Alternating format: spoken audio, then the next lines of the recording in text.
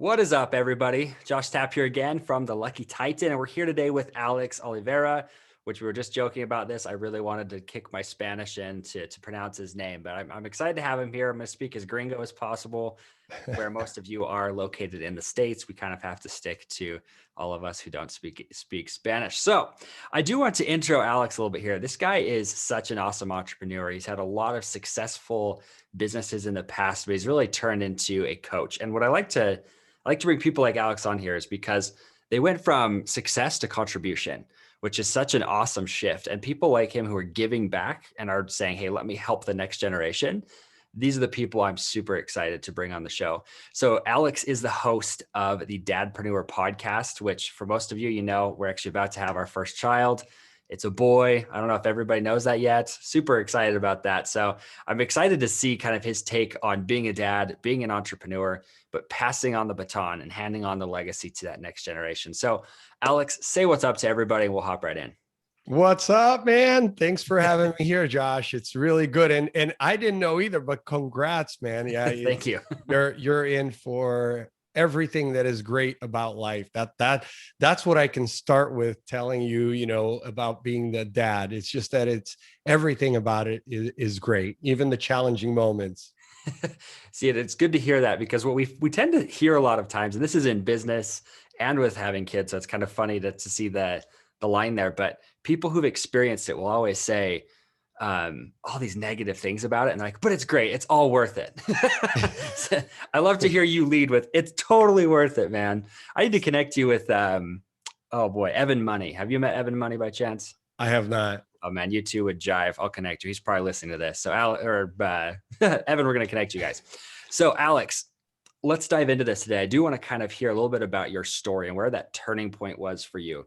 A lot of entrepreneurs that we talk to on the show will have, maybe they have a bad history that turned into something great, or maybe they just had that epiphany moment where they realized that they were taking up too much of their life in work. So to walk us through kind of your epiphany story that got you to where you are now, where you're a coach. Sure. I mean, everything for me, Josh, comes back to a pivotal moment when I was 11 years old. I had been here in the United States for a year. So we came from Brazil originally to South Florida. And my parents really, with the help of a friend, allowed me at that time to go work as a busboy at a restaurant. Imagine 11 years old, wearing a tuxedo shirt, working at a fine Italian restaurant and clocking in, clocking out, doing that whole thing. After school, I would go. Of course, you wouldn't see that today. Probably see some kids who are maybe 15, 16 years old, right? Right. Which is why I was telling you, I started my son now, who's 11, working, because for me, it was pivotal. From that moment on, everything around the value of money, seeing hard work and watching sort of the owner of the restaurant and how he ran business really inspired me to do what I'm doing today, 30 years later, Yeah, and that's awesome. It's fun to see that you did that with your son. And I am going to expound on that for a second because you had talked about hiring your son, paying him a little bit so you could learn the value of work and the value of money, but also you're providing him with skills. He's 11 years old, right? Is that what you said? It was 11? 11. Yeah, 11 years old, and seeing that's going to be the story that changes, or the moment that probably changes the trajectory of his life. So what inspired that? I am just kind of curious. What inspired you? Yeah. I think so too. I mean, ultimately, I think it's because it's summertime and, we only have so much time in a day to entertain them. And since they don't do video games, we don't have video games at home. We don't have cable. We have one TV. So we're out a lot, except it's Florida. As you know, I live in Florida and it's hot. So you can only spend so much time outside, and you're inside and they're doing art and doing all the things that the other kids do. But because of COVID, they wouldn't be able to this summer do a lot of the things that they normally would, right? Like the soccer, the dance, and all the other things. So I said, hey, would you be interested in working for me? But I put you through the process. You got to create your own resume. You got to go to an interview. I'm going to do an assessment, skills, the whole nine, put you through the whole thing. And I expect you to put your game face and don't look at me as dad, because you're going to be my executive assistant, right? Or administrative assistant. And he said, yeah, I'm interested. And really his interest was from the fact that he wanted to save money to buy a Nintendo Switch, which is, I think it's $400. and he wanted to deplete his savings because I took him to the bank and opened his bank account when he was like 7. So he's got a debit card, and he says, well, I have the money in there from Christmases and birthdays that Right. family gives. I say, well, no, you can't do that. You can't just deplete your account. You're going to be, broke. You have to earn some money first. And that's sort of that moment where I said, well, look, if you want to earn money, you can either cut the lawn or you can do some work in-house, right? So he chose inside the house in front of the computer. And it's been such an amazing experience. I mean, of course, as you can imagine, I'm learning as much as he is. And then Right. it's just filling me with joy to be able to just allow him to be creative and not be nitpicking. I mean, what I'm encouraging him, the biggest thing that I'm encouraging him with, Josh, is make the mistakes, be okay. Like, have no fear. I don't care if you screw up. Like, you have to screw up in order for you to get it right. And I was encouraged early on. So I can say that my mom, my dad, and a lot of those people early on, they pushed me and said, yeah, go for it. Take the risks. And I'm just so grateful that they did that. So I think I'm passing that on to him. And that's so, I think, important, really. Yeah, I 100% believe in this. I think people have been hearing this more from me recently as well. I've been telling my story for others. I'm a fifth generation entrepreneur. And what people don't realize is that they're not every home is pushing you to go to college. And so my dad, for example, he was a contractor. That was the company that he owned. We built cabins in Island Park, which we talked about before, kind of near Yellowstone. Beautiful area. Please don't visit. We don't like having people there. So,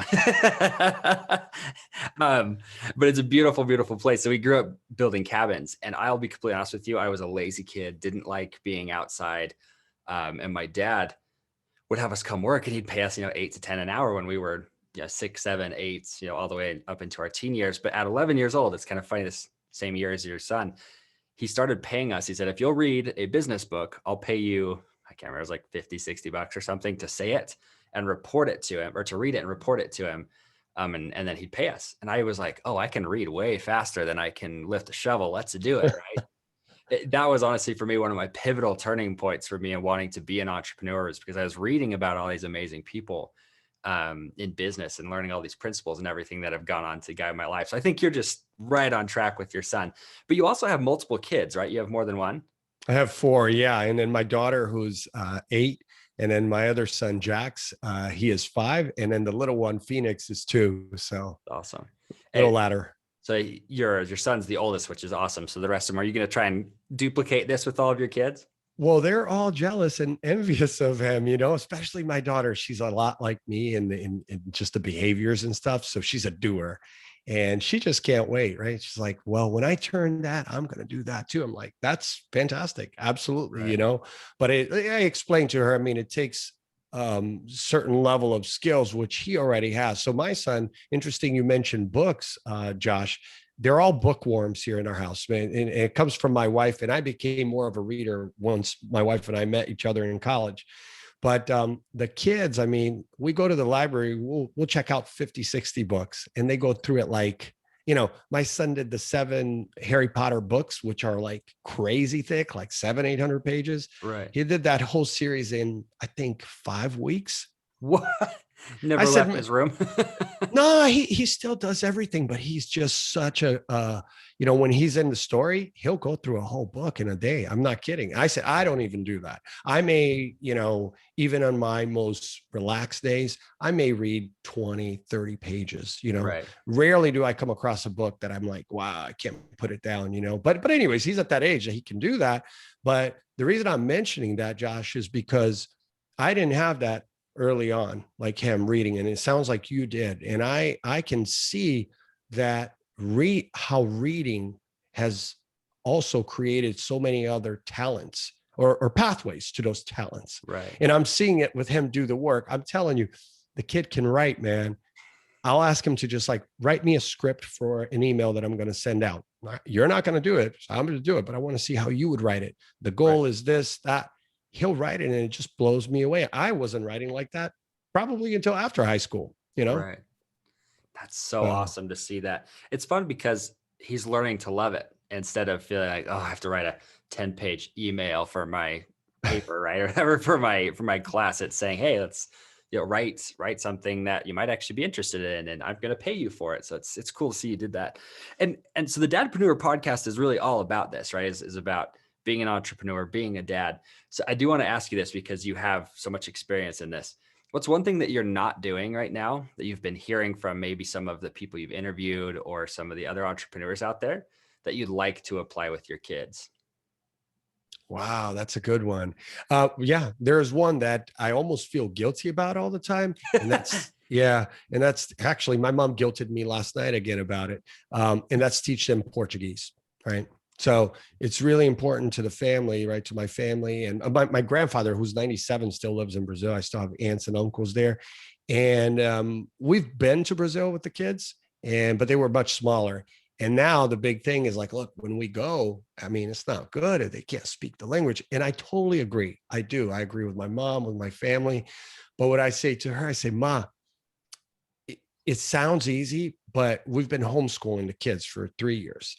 And we are their teachers, their parent, their everything, right? And I'm telling you, by the end of the day, both them, they and us, there's no more information that can go back and forth. And I said, Right.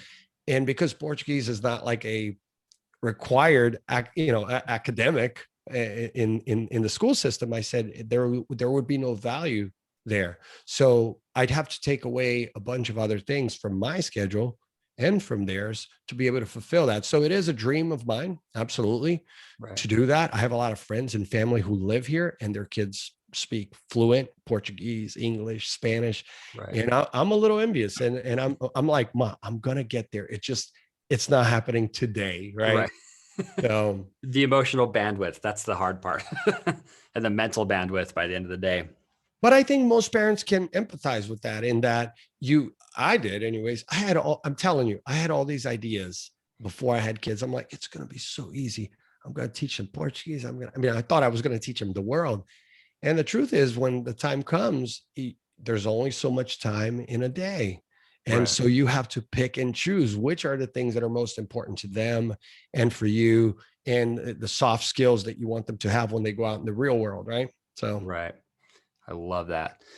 You've intrigued me. These are good skills to learn. I know for me, my wife is as cracker as I am. And so if we teach them Spanish, it's going to be kind of awkward when this little white kid runs by speaking Spanish, right?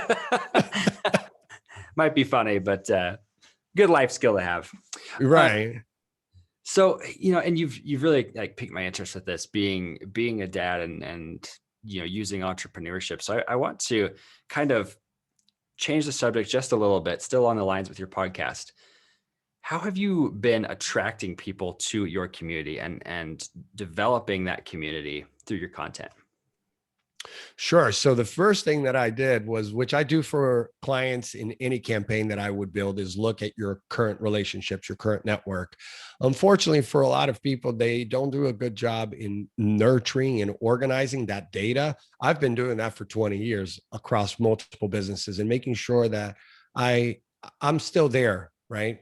Like I was in the construction industry for 6 years. I have a lot of contacts there that I've nurtured over the years, right? Whether it's calling them just to say hello, or, hey, do you still go to that conference? Oh man, I used to love that conference in Vegas, the builder show. Again, it's just keeping relationships open. And I do find that depending on the entrepreneur, it can be very difficult to nurture those kinds of business relationships when you go from one job to another or a company to another. But I've made it really my business over the years to nurture them and make sure that if I send them an email newsletter, whether it was from one of my companies or from me directly, that it was really useful information and not just another promotional thing. Click here, get a free this, or download my free ebook. I'm guilty of doing that, absolutely, as a part of my marketing testing. Right, we were talking about A/B testing, but you find out that you get the highest engagement, the highest open rate, the highest retention, whether you're building a community, a newsletter, or whatever, when you are really thoughtful about the content and the people. And actually, this brings up a good a point that you and I were talking about earlier, Josh, about Stanley, right? Where he was saying that, don't worry about the audience, because he was doing it for himself. And I agree with that. But the reality is I still have to care about what the audience are going to perceive on the other end, right? If I'm sending them content. So to create a community, whatever industry you're in, you first need to look within your network, not just putting stuff out on social media, but really looking. And I do circles. It reminds me of that movie with Ben Stiller, The Circle of Trust with De Niro. Yeah. Yeah, the circle of trust. So the circle of trust for me are the people that I think who are the closest people to me? Well, people that have come over to my house for dinner, or I've been to their house for dinner, regardless if it's family, friends, neighbors, coworkers, employees, whatever. So I look in that circle first because I know we're close. Then I look at the next circle, right? People that we've been out to lunch and we've had a meeting. Then I continue to create these circles, and I start with the inner one first, obviously, and say, "Hey, Josh, we know each other from the past or whatever, what's going on, but here's what I'm doing today. Let me know what you think, whatnot. And by the way, I'm going to start sending you emails about what I'm doing for this particular venture. Is that cool with you?" Almost always people are cool with it. I mean, Right. almost always, right? And even if they unsubscribe at some point, but just to give you an idea for the podcast, I started with a list of about 20,000 people that I've nurtured over the last 10, 12 years. So yeah, 20,000. I'm down to about 8,000 now because I kept segmenting them and really Right. looking at the newsletter. Now, my database is literally hundreds of thousands, Right. but I did the hard work to first really go, who do I really know in those circles? Because they are going to be open to learning about my new venture. Yeah. So, Yeah, that's awesome. I love that. Well, and I don't think a lot of people think about that, right? What your actual circles are. I know when we were an ad agency, it was one of the first companies we started. It was interesting because people would say, I'm a ghost online. I have no online presence. But there were three founders, and each of the founders had all the social media platforms with a couple thousand different followers on there. They were from different states, and they'd have 20,000 people collectively that they personally knew that they could ask for help or to put on their list and segment. It's so interesting to watch as like the way you've done it, where you said, hey, get those firsts, get those seconds, get the thirds, right? I love that. I love that concept. It's one of the best ways to grow. And I think we just don't tap into it as much as we should. it's very time consuming. I mean, there's no hack. People Right. ask, well, what's the hack for the email and how do you do it? I'm like, no, you're going to sit for days and create workflows and, you know, really create messages that are customized to that audience. I mean, I'll go as far as I have an intern right now from Florida State University, Megan, and she is doing some research. I want to create like 10 case studies across a bunch of industries. And I'm using a bunch of different data feeds and tools to create really like valuable reports, case studies Right. that are about that industry and their competitors. I know that that's a tool that's valuable to any business to understand what their competitors are doing.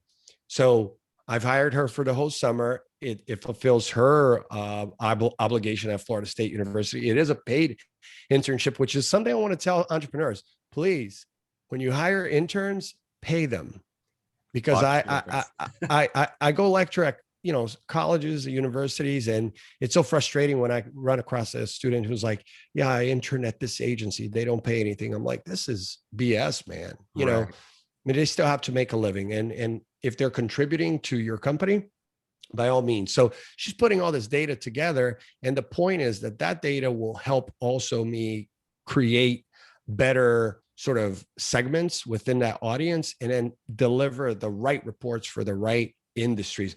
That's very time consuming, and there's an investment to be made there, right? Right. Yeah, I love that. That's so awesome. You just threw a bunch of nuggets out there that I'd like to pick apart, but we're running out of time. So I want to ask you a few more questions. So the first thing is, where can people connect with you? Yeah, definitely. Dadpreneur.co, the website. From there, you can connect with me directly on email or LinkedIn. Those are the two best places. Yeah. Love it. So make sure you go check that out, dadpreneur.co. Go check out his podcast, guys. I can honestly recommend it as a great place to go and get actionable advice on being a father and on entrepreneurship. So make sure you go check that out. And then I want to ask you one final question here, Alex. If you could give our audience one final parting piece of guidance, what would that be? Be flexible. be flexible and be ready to adapt to any change in your business and in your life, right? If you create sort of different versions of the story, right? Because we all set out and we plan to do something one way and it turns out another way. So when you set out, you create the top story, like this is what I want, and then create flexibility to accept alternative paths, because you will get alternative paths. So be flexible, man.